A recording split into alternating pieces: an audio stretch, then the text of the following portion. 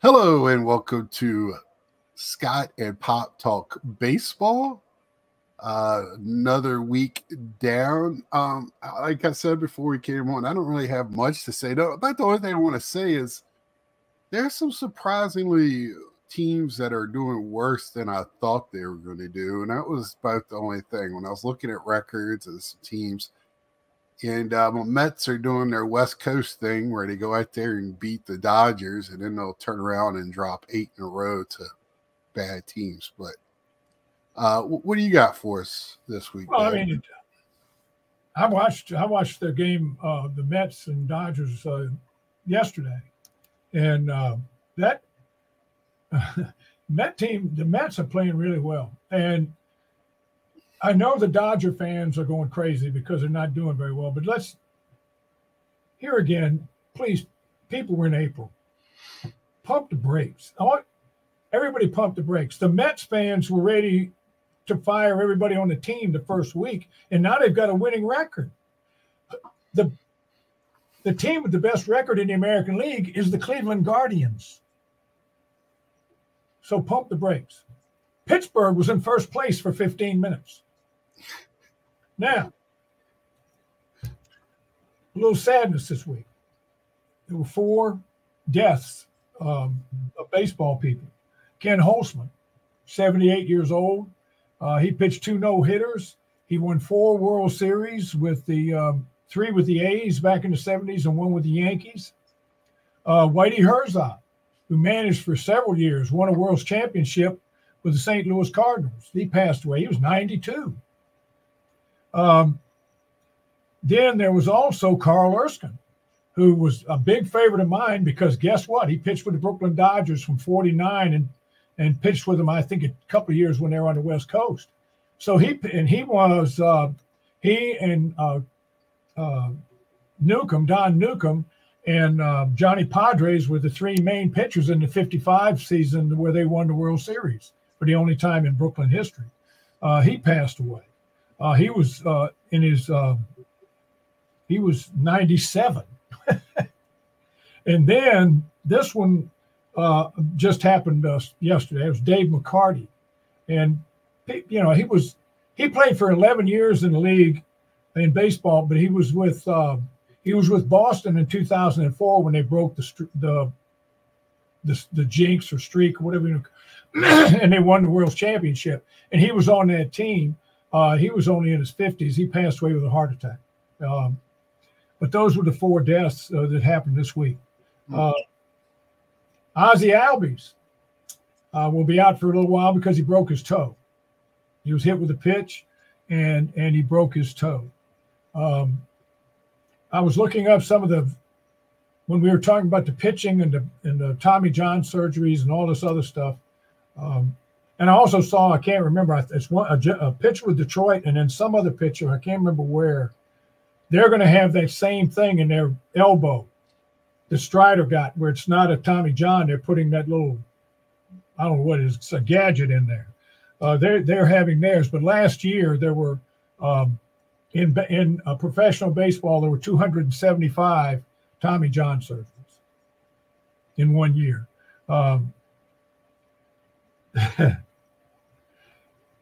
Earlier in the week, the Dodgers played the Padres. I think it was Monday night. The Dodgers gave up 14 walks. The Padres gave up 10. 24 walks in a major league game. And Angel Hernandez wasn't behind the plate. Right. Because he'd probably called them strikes, but that's beside the point. Anyway. He had a bad week again, so he's not off the hook. I will say this. Ken Rosenthal, who is a very well-known baseball person. He's been a writer. He works for MLB. He's been on, I see him a lot. He goes to the games, does the dugout stuff, wears his bow ties and stuff. And he said this week about Angel Hernandez, enough is enough. You got to do something. They have to. And he was not talking about those pitches you showed me last week. He was talking about the swing thing that I brought up 2 weeks ago. Yeah, that's what he was talking about. He said that was just horrible, and you can't allow this to keep going.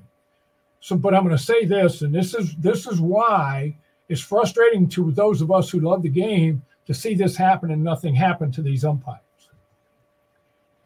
Here's the problem: if they get rid of Angel Hernandez, then every little thing, somebody's going to want to fire an umpire. That's what they're afraid of. Yesterday, it happened again yesterday. I saw it on the internet this morning in the Nationals game. First inning. Ball right down the middle. Ball. Naturally, they had the picture of it, and the internet went nuts about, oh, this umpire's horrible, he's got to be fired. That might have been the only call he missed the whole day, but it doesn't matter. So every little, it'll be like it used to be in golf, where somebody would say, oh, the guy's ball moved, and they would call the network, and then they'd run the tape back, and they'd give the guy a penalty. They finally stopped that. They wouldn't accept any calls anymore. So that's what they're afraid of, that every Joe Blow from Kokomo is going to get on there and say, oh, well, that was a strike, and you didn't call it, and you missed 2 or 3 calls a game, and they're going to be wanting somebody's head.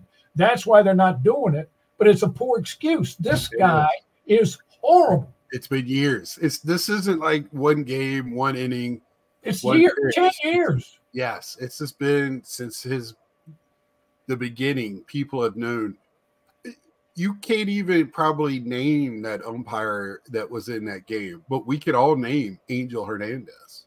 He is just as well known as Bryce Harper. That's the sad part. Umpires should not be known unless for longevity in the league, because they're good.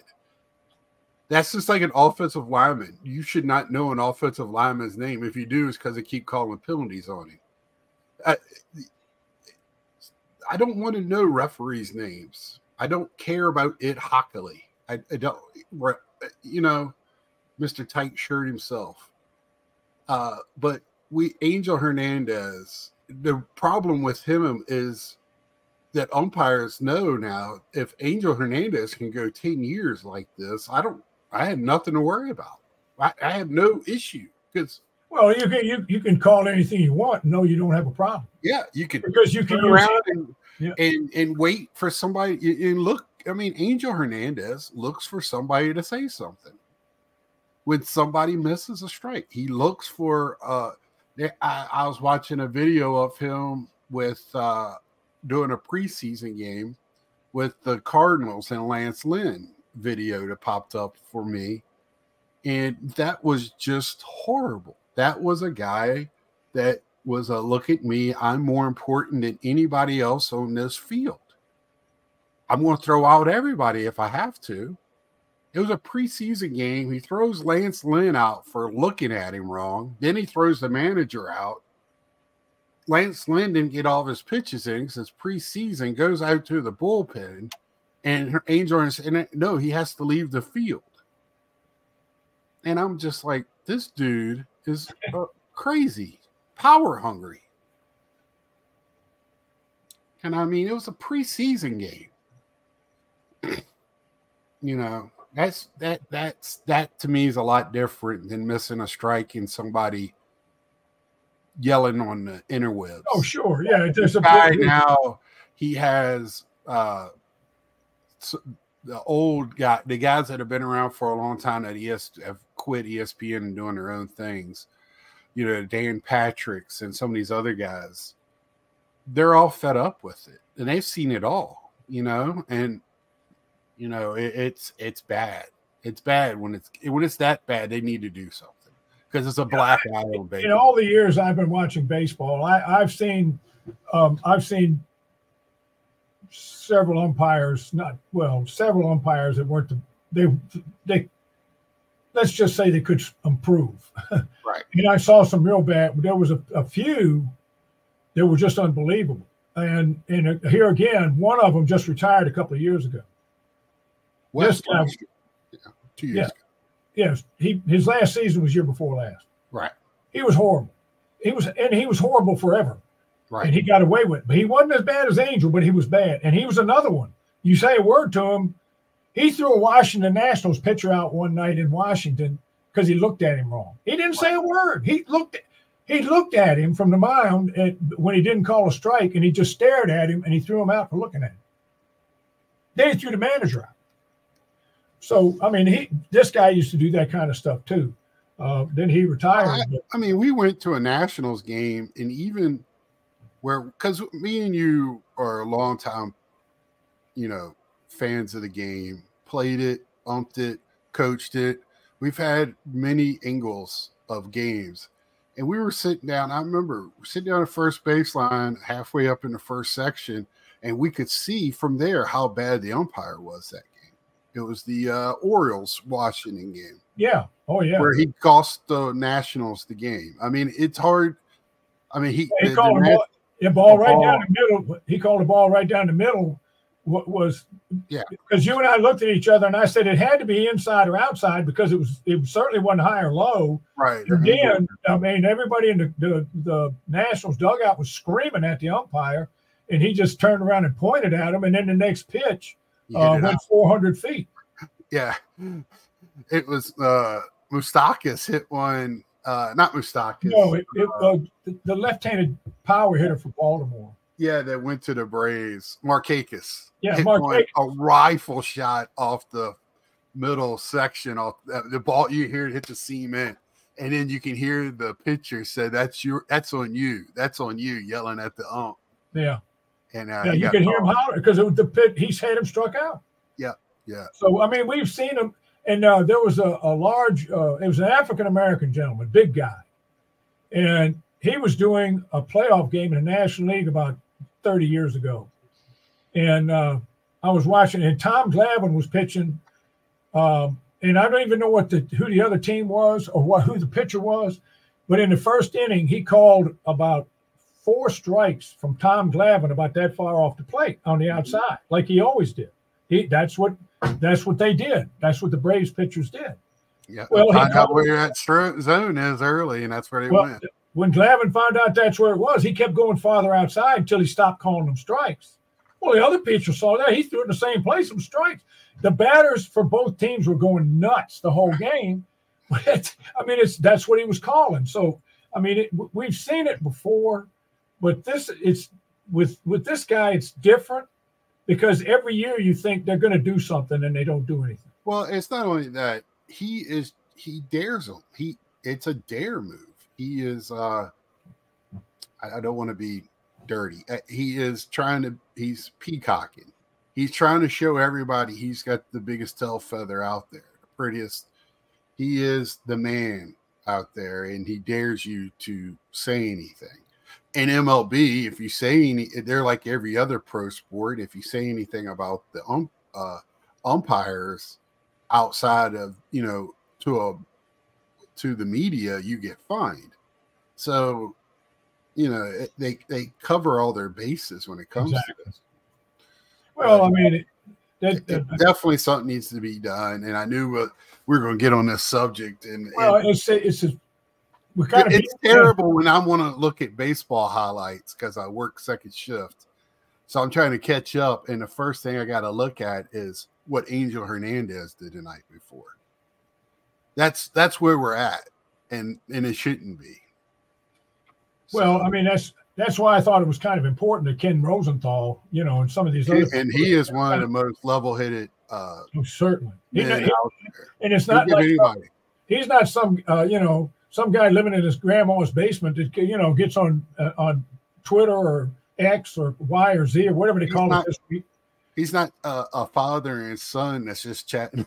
Just chatting about baseball. I'll tell you this little story. I was umpiring a high school baseball game at Petersburg. And I was umpiring the game.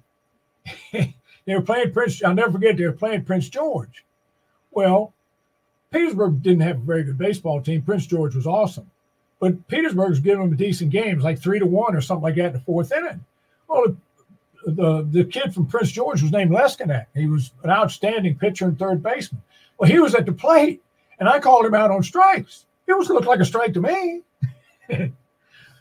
And I could hear the Prince George fans behind me hollering and screaming and all that. And when the inning was over, one of them said, "Hey, up." And I turned around and looked, and the guy was holding a noose.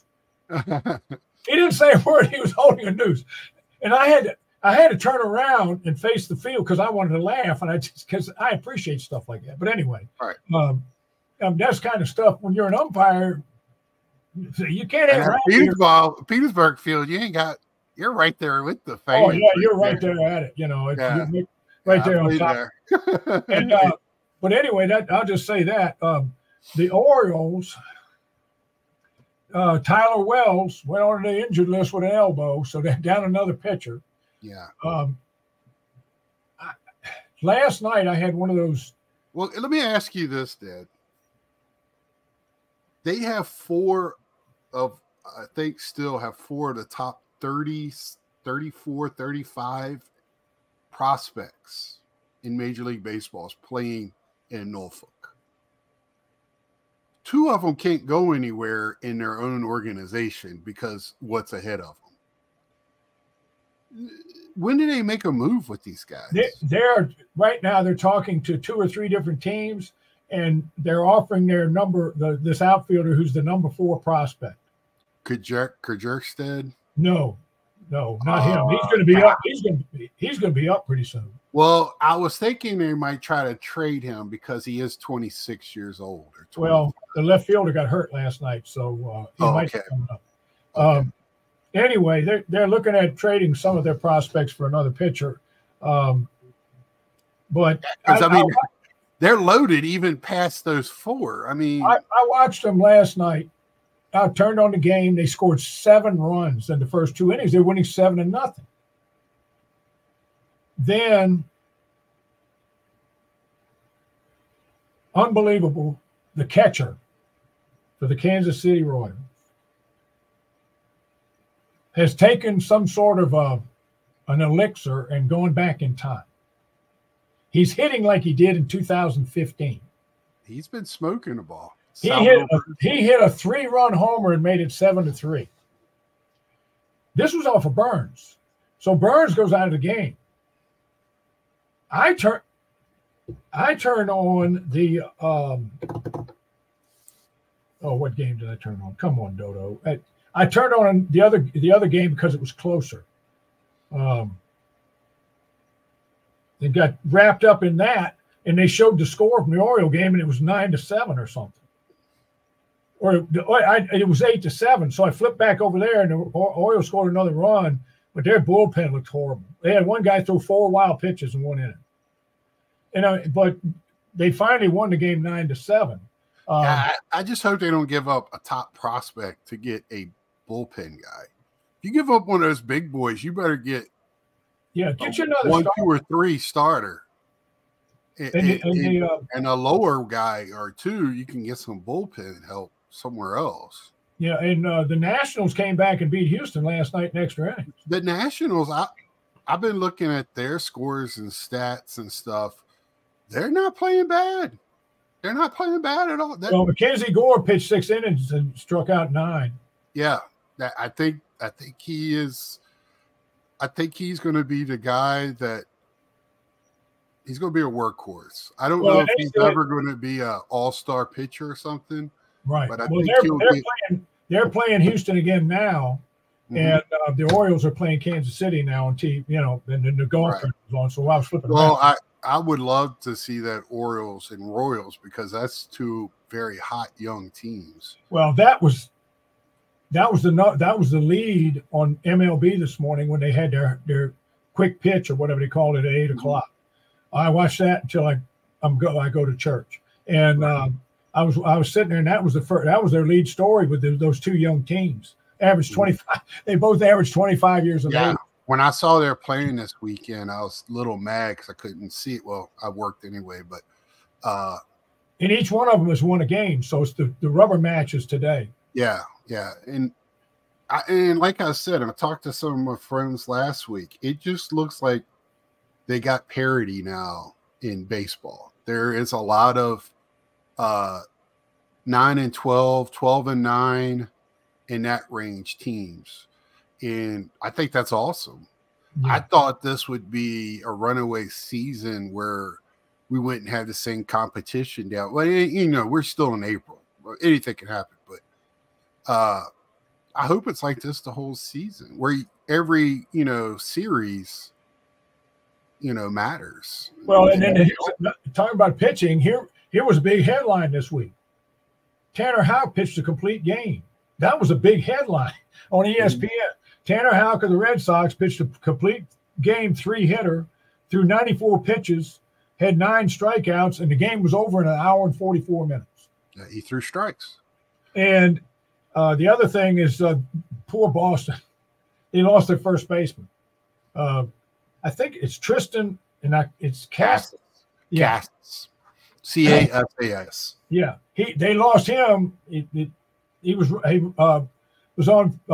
He swung at a pitch and he grabbed the side and he went out in the field and he reached for a throw and his obliques messed up. So that probably should be Dalbec will be taking his place. Yeah, they took Dalbec out of the off third base and put him on first after he went out. Right. We put in another guy at third base. And this they're not deep. That ball, when you look at their lineup, I saw a meme the other day. Somebody posted their lineup, and they said this lineup is brought to you by Dollar General.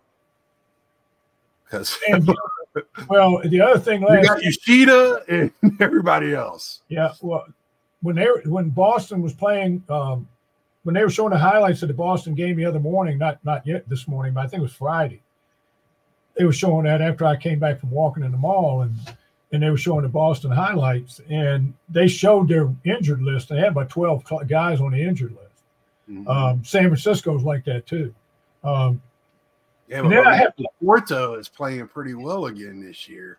Yeah, he is. He's playing very well. The other thing I wanted to just mention real quick was that this kid that I thought was going to be maybe a threat for the Rookie of the Year for the Cubs, Bush. Mm-hmm. Michael Bush. Yeah, he was a trade. So the Dodgers, he came up through the Dodgers. When the Dodgers signed the two big talents, and they had to get rid of a couple of people, so they traded him and somebody else to the Cubs for minor leaguers. Well, he's hitting .317. He's got 400 on base percentage and .667 slugging. So I mean, he started off pretty good, and I thought at the beginning of the year he might be a candidate.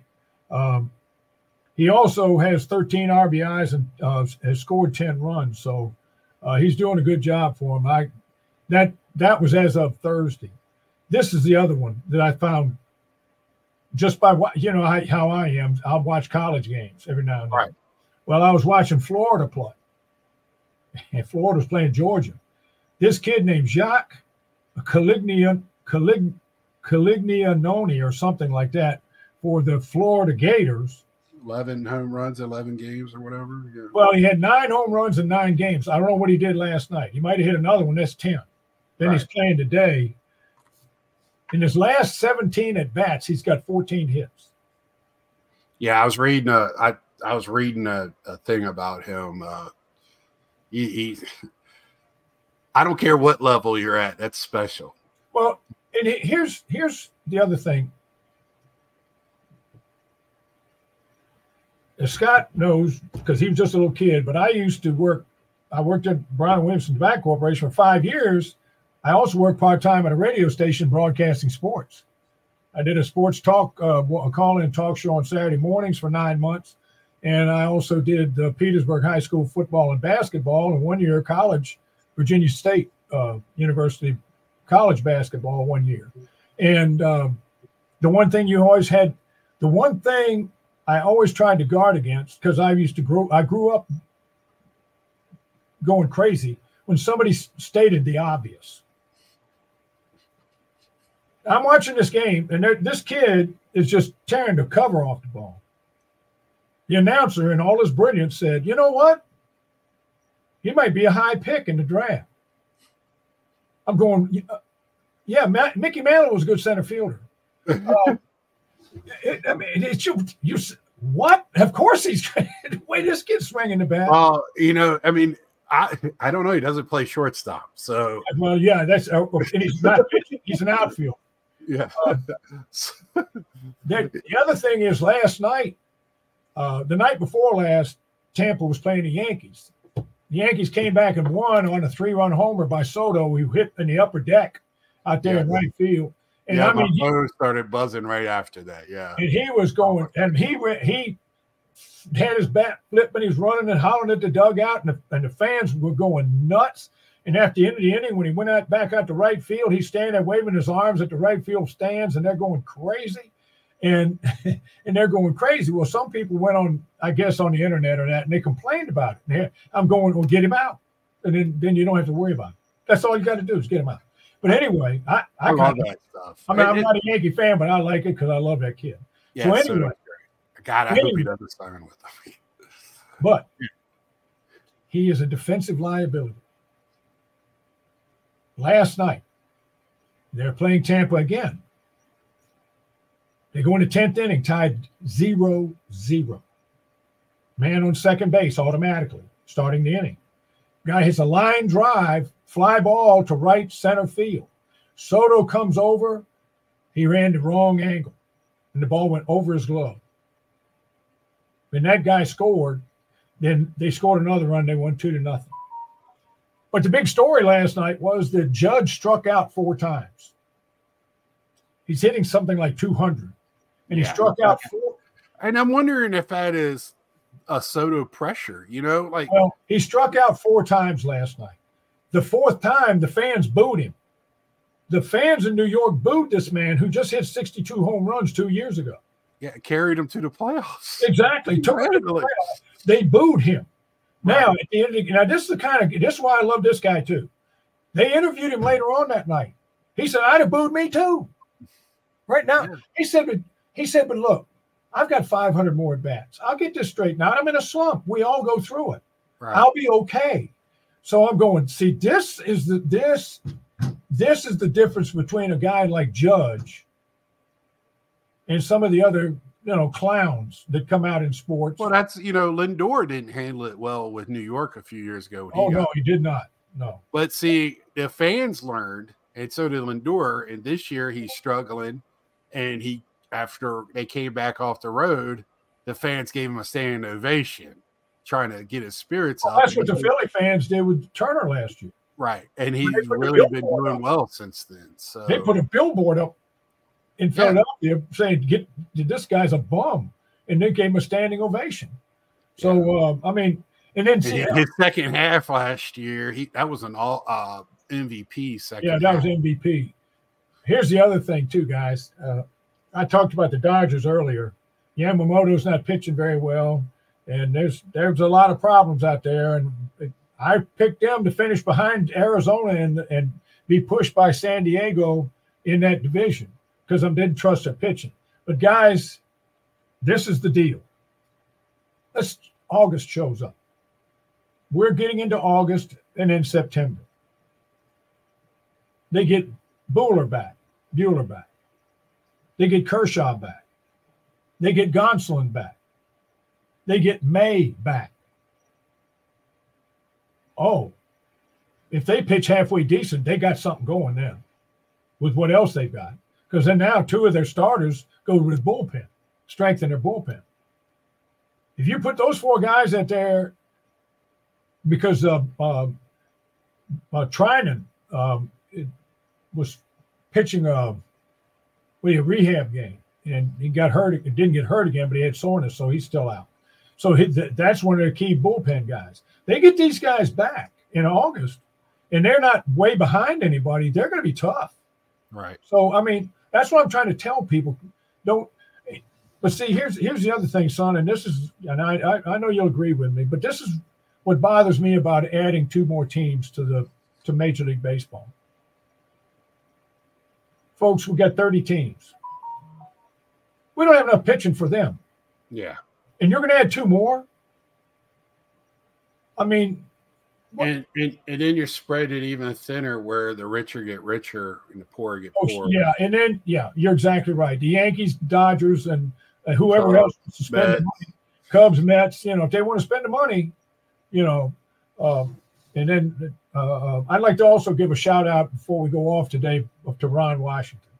The man is doing a superlative job in L.A. with the Angels, and he knew what he was walking into, and he admitted the other night. He said, I'm asking my pitchers to go way above what they're used to, because that's where we're weak, is pitching. Yeah. And so he knows he can't do much and he's a player's coach, man. They love him. Those guys in Texas. I'm so glad he got another opportunity. He knows baseball. And Rendon got hurt again last night. He ran to first base and pulled up with a hammy. And he's been having a pretty good season. Yes, he has. But back to Ron, the man knows the game. And he knows how to, not only knows the game, better yet, he knows how to teach somebody the game, which is an art form. When you get to that level and you have major leaguers coming to you to ask for advice and how to field their position, like he did when he was in Atlanta as their fielding coach, with the players they got there, that's something. I mean, Ozzie Albies still uses his techniques and stuff. Well, everybody on the infield in Atlanta credits him with making them better players. Yeah. He everybody's got something to add, but when you are sought out by the cream of the crop, best of the best to add to that was the game. That was the game I flipped over to from the Oriole game, was the Atlanta Texas game. Atlanta Texas. That was two heavyweights, and that was very exciting. And then I flipped back over and watched the end of the Oriole game. It was pretty cool. And the Nationals had already won; their game was over. So, it was. I was flipping around watching all I could, and I was impressed. They have, like I like to say sometimes when I'm watching, major leaguers a lot of times make major league plays. One of my surprise teams, the Detroit Tigers. They were building their team right now on pitching and defense. I said they were a year or two away. If Torkelson's going to play first base, they're about 10 to 15 years away. Jace Jung is on his way. This kid, look, I hate to say anything bad about him, but he can't catch a cold. He's made 3 errors in the last week at first base. They cost him runs. They could put him at DH or trade.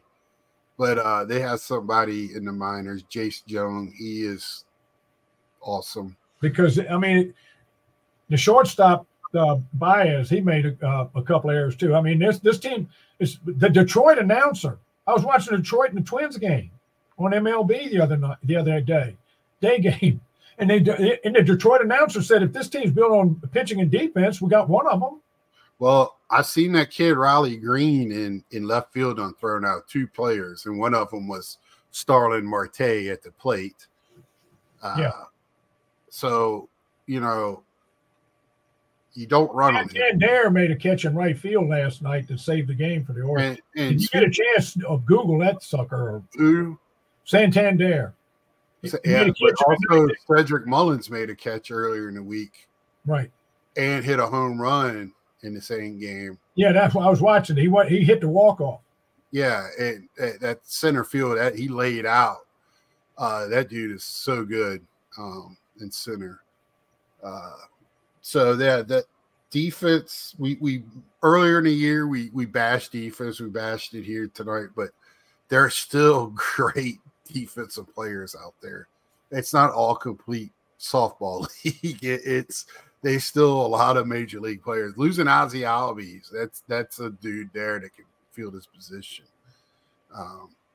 I just, Well, I remember when I coached Little League, I remember a couple of practices where I was hitting infield and some outfield fungos and stuff, but mostly infield, and the kids complaining because we weren't taking batting practice. And I tell you, we'll take batting practice when you catch and when you can throw, because you can't do that, we can't win. So we'll worry about the batting later. So I had the whole practice just hitting ground balls. Well, the hitting home runs and scoring runs is always a big thing, but the way you win is don't give the other team extra outs, and you don't give them extra bases. So you try to keep them off a second. You try to catch the balls that are catchable, keep it in front of you, and don't commit errors. That's the big thing. You can, and throw 94 pitches in a complete game by throwing strikes. Throwing strikes, throwing the count. Don't be scared. Keep the ball down. I know these guys are huge and monsters and all that, but your team has to score runs too. Yeah. And I was thinking about this earlier, and I wanted to bring this up, and I think, we're getting towards the end of this, but, I think the ERA needs to be looked at a little differently, maybe add a little percentage to it, because if you want these pitchers to be around, they're going to have to give up some runs. You're going to have to take the good with the bad. You're going to have to. And, I listened to an interview with John Schmaltz earlier in the week on a local radio station here, and he was talking about why these pitchers are getting hurt. And he said, everything adds to it. Just, I think you mentioned that last week. The pitch clock might have something, because it's something that's different. He goes, but the real thing is, he goes, when I was pitching, you didn't throw 100% on every pitch. You just didn't. You didn't throw with a high spin rate. They didn't even talk about spin rate, at least not publicly. We didn't know. I mean, in the 90s, people were not talking about spin rate. That's a new thing. It was about location. Those Braves pitchers could throw it on a dime. So he said it's a different way they pitch. And he goes that they have to change the way they're teaching these kids. It's not about, throwing 100 and, snapping off hard sliders, just like we were talking about. And I was kind of happy that somebody knew what they were talking about. Maybe me and you, and luckily accidentally talked about something that sounded like we knew what we were talking about, because we said the same things. We've been watching this game a long time, and I know they're saying it's guns, the radars, guns are different. They're adding the way they do it is adding a couple of miles per hour to the pitches. But I mean, these guys are throwing 100, 101. I mean, unless they're adding 10 miles to the pitches. I remember when 92 was the normal, right? 93. Well, Verlander came out and pitched against the Nationals night before last, and he looked really good for the innings that he pitched. I mean, and they won, but he was throwing 91, 92, 93. And he was throwing it where he wanted to throw it, and his breaking pitch was where. I mean, he hadn't pitched yet, and he came out there and looked like he was in midseason form. I said, Justin Verlander is ready to go. Right. And this is the thing, is like, we've talked about the game has changed because size, speed, and all of this. But the little things, the catching the ball, hitting the ball, throwing the ball has not changed. 3 outs, 9 innings, home to first, second, third, fourth. That has not changed. The foul lines have not changed. So why we not pitching to location? Why are we not changing the eyes of the batter? Why are we not going up and down, left to right, right to left? Breaking balls, away, pitching up and tight. You don't see that. You don't see the artistry of pitching anymore. You just that's gone. You see guys just rearing back and throwing as hard as they can. And because when I grew up, when I was coming along, they had pitchers that the primary pitch was the fastball. Everybody threw fastball. Right. Well, everybody's primary pitch is going to be the primary pitch. So, but these guys knew how to pitch. And you had guys like Whitey Ford and that, they didn't throw hard, but they had ground ball outs, pop-ups. People were swinging. they weren't sure what was coming. And I mean, it was Whitey Ford's a prime example. Frank Larry, who used to pitch years ago for the Tigers, he was fantastic. Warren Spahn pitched for the Braves, but there was two other pitchers on that, for the 57, 58 teams who went to the World Series, Bob Buell and Lou Burdett. And they pitched to contact. And that's just the way it was. And they could pitch. It was 4-man pitching staffs, and they had 3 days rest. So what made, I mean, like Nolan Ryan, Roger Clemens, did they make, I mean, are they part of this change? I mean. Well, not necessarily, because there were some pitchers back then that threw, they didn't have the gun. Ryan Duran, in the early 60s, was a relief pitcher for the Yankees, and he wore Coke bottle bottoms for glasses. And he threw about 100 miles an hour. Well, he'd come in the ninth inning, and the first relief pitch every time was up in the backstop. He would throw it 10 feet over the catcher's head, Yogi or Elston Howard by then, over his head, and the batter would stand there and go, "Oh, my goodness," and get scared. So that's what he did. So there were some pitchers, when Steve Carlton was first pitching, he threw the ball, these guys threw the ball hard, but they had other pitches.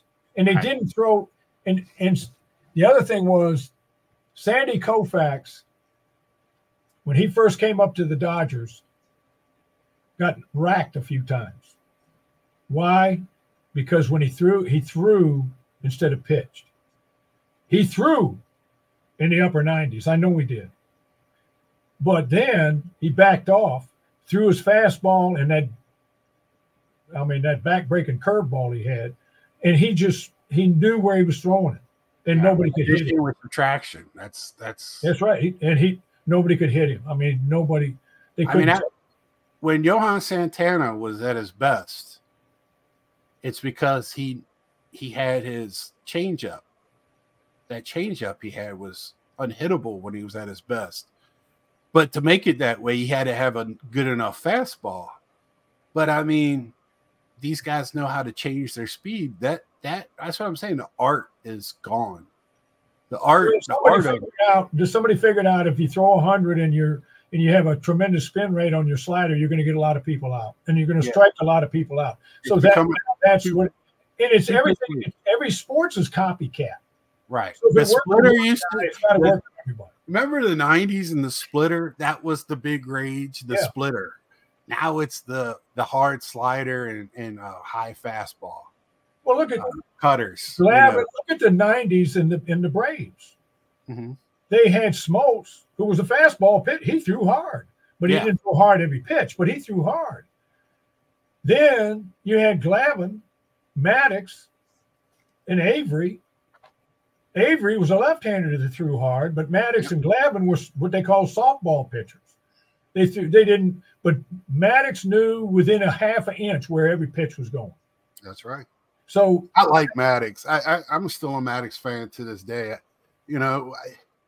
It's hard for me to say that because he was a Brave for so long, but I had a lot of respect for him, just like Chipper Jones. You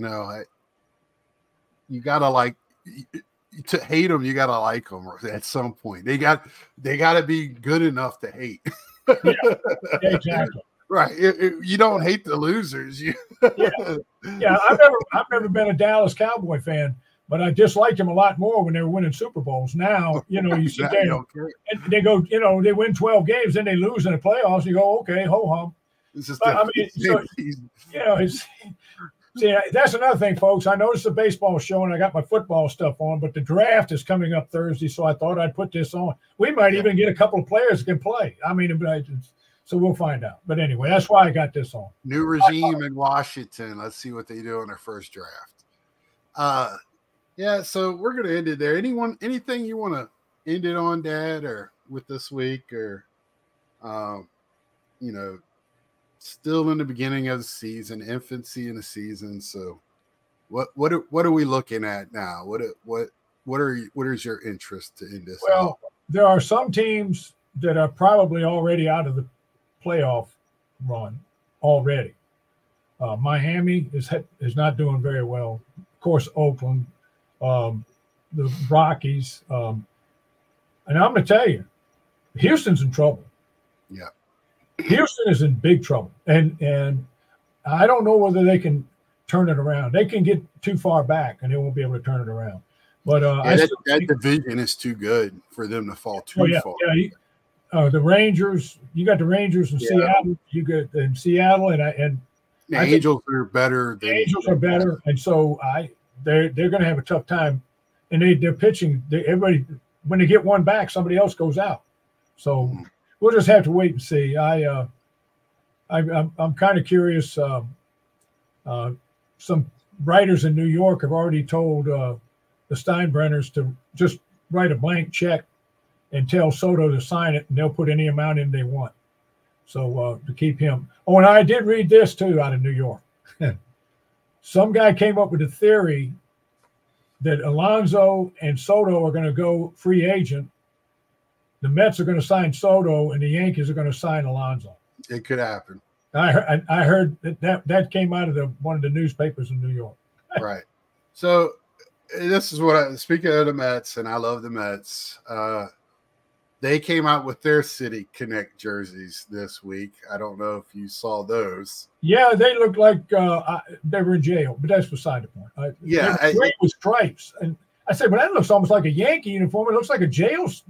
Well, I think they were trying to go old school, like they were, early 1900s. I kind of like the Phillies. I mean, they all look like softball uniforms. Let's just get that out of the way. They look like softball uniforms or pajamas. But I kind of like that Philly jersey. I mean, I literally looked up for funsies 2024 softball jerseys, and the first thing that came up was Fanatics. It wasn't the exact colors of the Phillies, but it was the same style as that jersey, but in a bunch of different color styles. Yeah. And I was just like, oh my, we were joking about it. Me and Mike and Ed and some other people, and there it was. But I'll probably get the hat. I'm not a big fan of it. I did pick up a new New York hat over there this week. It's done up in Big League Chew. It's the same color scheme as Big League Chew that all of us that became big in the 80s when I was in Little League. So I had to get that. So I did pick up that this week. But I want to end it on that. It's not the worst I've seen, but it's not the best either. I like the regular uniforms, but I always go back to this. It ain't what's on the outside of the uniform that counts, boys and girls. It's what's on the inside. Yeah, but you still want it.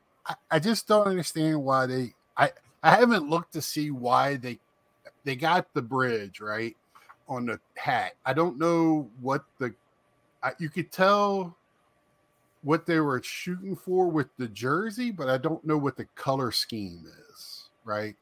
Because I think some missed opportunities have been really missed with these.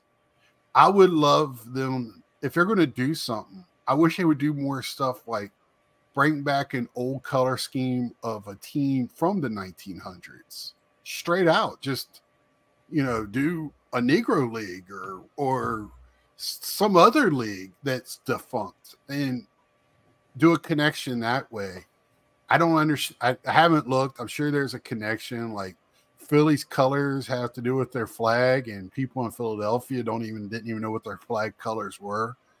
I was like, really? Because I thought that was shocking to me. Like I even know my hometown's flag. But I thought it was a little shocking to me, but I wish they would do something else with it. I do like Washington. It makes sense to have the trees on it because that's such a big thing. Well, they started that. They started theirs last. Cherry blossoms. The cherry blossoms and that. Right. That's a nice looking. I like that. And that has a huge connection. Kansas City wore theirs last night, and they were ugly. I haven't seen theirs yet. Well, Kansas City has a tough time because their uniform is so clean, with that white uniform with that blue Royals across the front, right? With their hat. I mean, it's just a clean, beautiful uniform, and like I like the Tigers hat. That dark hat, the navy blue hat with the white D on it is just, it's something simple, but it looks good. Well, that's why I got that Minnesota Twins hat from last year. Oh, their stuff there looks, they got a lot of good looking uniforms. Yeah. And the thing is you can only have so many uniforms. And so you have to give up one of your uniforms to have that City Connect uniform. And the Yankees told, Nike to go jump off go in the Hudson River because they ain't going to do it. But anyway, that's all I want to say. # watch the games. Enjoy the rest of the season. Enjoy if you like football. This is the season. Out of the season, the draft is always fun.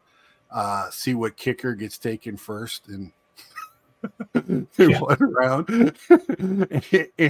and laugh about it. So until next week, like, share, tell a friend, and we'll see ya.